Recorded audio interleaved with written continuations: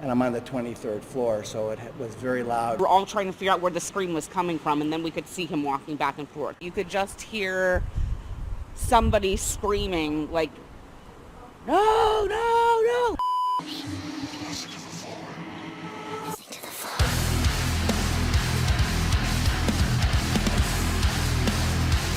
Hollywood, Florida.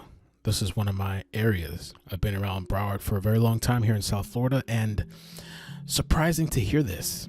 On Saturday, supposedly, allegedly from the 16th floor, a child fell. Multiple neighbors are telling us that the child's death involves a fall from a 16th floor unit. Police have not yet confirmed that. They don't know the age yet, but I was wondering to myself, how the hell does this happen? We were screaming in Spanish and also in English. We was asking for help. Poor balcony people looking down. Makes it even more horrific because that scene must be 10 times worse. I'm curious about your thoughts. There's still very little bit of information, but how do these situations happen? We don't know the child's age, but you can go right now online and find children falling off of balconies. So is this construction and renovation issues, structure issues? Or is this negligence? The attention from witnesses, some even on nearby balconies, turned to a man who was in obvious distress. That man appeared to be a distraught family member moments after the incident.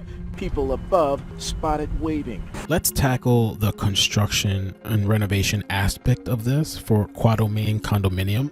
And then let's talk about possible negligence. On Google, a couple of people were complaining about construction. It goes back years. The most recent picture that I could find regarding construction was from around April 2019.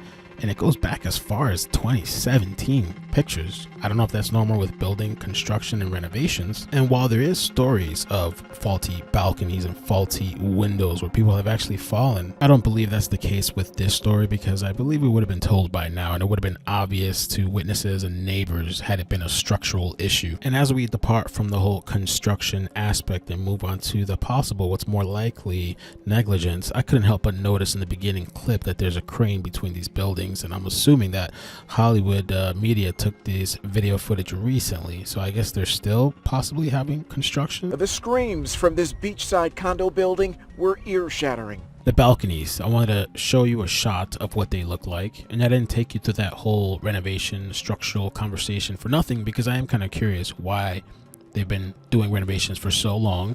Maybe this is normal, maybe it's not. They've been doing it on the balconies. But I noticed the chair pressed up against the railing, and there are railing height requirements. And I'm not saying that they didn't meet the requirements. This could be anything. We just don't have enough information. But I really want to pose the question to you guys, because this could be anything. Maybe the child was purposely thrown off. Maybe this was an accident. Maybe there was furniture placed against the railing. I think age is going to be a big determining factor. But at what point is it the parents' responsibility and culpability, or the structural culpability? Either way, it's a really horrible way to go. I just can't even imagine the scene. The child falling, knowing what's happening, probably the impending doom. Maybe the family member that saw it happened, the neighbors and everything. I just can't even imagine. What a horrible thing. And then, I mean, you might even think about it with this whole situation that's happening now globally.